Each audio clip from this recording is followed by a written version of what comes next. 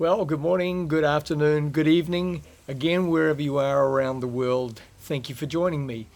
A few weeks ago, I was invited to address a healers gathering and discuss my work as a change maker in mindset and behaviour. And my opening question was, what is constant in life? To which I received this resounding response, change. So, if change is ever present, are we paying close attention to it? What are we watching? What are we looking for? And although we may all recognize it as the only constant in life, change isn't always immediate. And often there are significant reasons for this, not the least being the pace at which change in humanity's pipeline evolves from compliance to commitment, from unconscious to subconscious alertness. Let me give you an example as I explain sort of this transition and the pace at which the human mind takes in new activity and new learning. A 100-metre race is much more than a sub-10 second sprint, and for an Olympic athlete it might actually take 20 years. You know, it took 118 years to shave 1.2 seconds from the fastest race in the world. And from first records in 1891 of a 10.8 second world record for that distance, it took 15 years to edge 0.2 of a second off that time, then another 15 years for another 0.2 of a second, and then another 15 years for a third 0.2 of a second.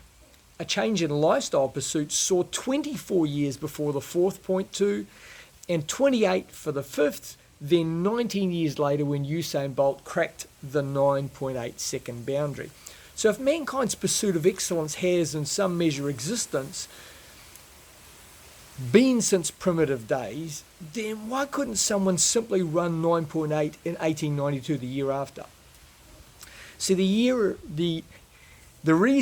answer is that although we desire amazing results in our efforts, we actually have hidden limitations that we have programmed into our brains for this wonderful feature of protecting us from failure and from danger. However, unless we learn to break or reframe these boundaries, we'll remain within them, never knowing our true potential.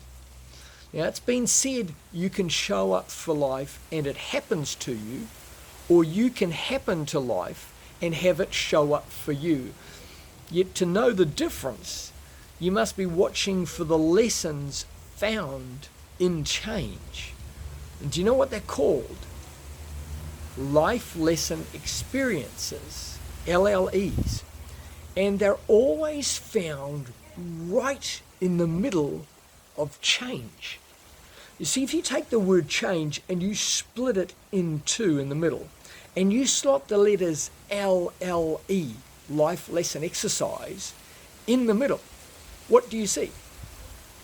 You see challenge. In every instance of change that I can recall, there has been an LLE, yet for most people, they're just so moved around by the transition process that they don't recognize that LLE. They don't recognize the lesson. It's there. These lessons are there, yet people are distracted by the circumstance, or not caring, or ambivalent, or overwhelmed. And that learning opportunity that could have strengthened them in some beneficially uplifting manner is carried away in the moving tide of life's ethereal sea. Now, my children have been taught that there are three types of people in the world: those who make things happen, those who watch what happened, and then those who wonder what happened. Ask yourself, which one have you been mostly in your life so far, and which one will you look to foster the mindset of or for from today? Jeff Bezos's amazing success with his global entity Amazon has stemmed from his day one philosophy that every day is day one, the redeeming and blessed opportunity to start again and pay close attention to what's happening around you so that you can learn how to improve. From today, I'm going to ask you to make a commitment with yourself to look for the LLEs, the life lesson exercises or experiences in all change, and join this community of lifelong learning enthusiasts that I'm a member of. Remember, change is automatic, yet challenge is a chosen experience for growth. Enjoy, and remember, live, love, and serve.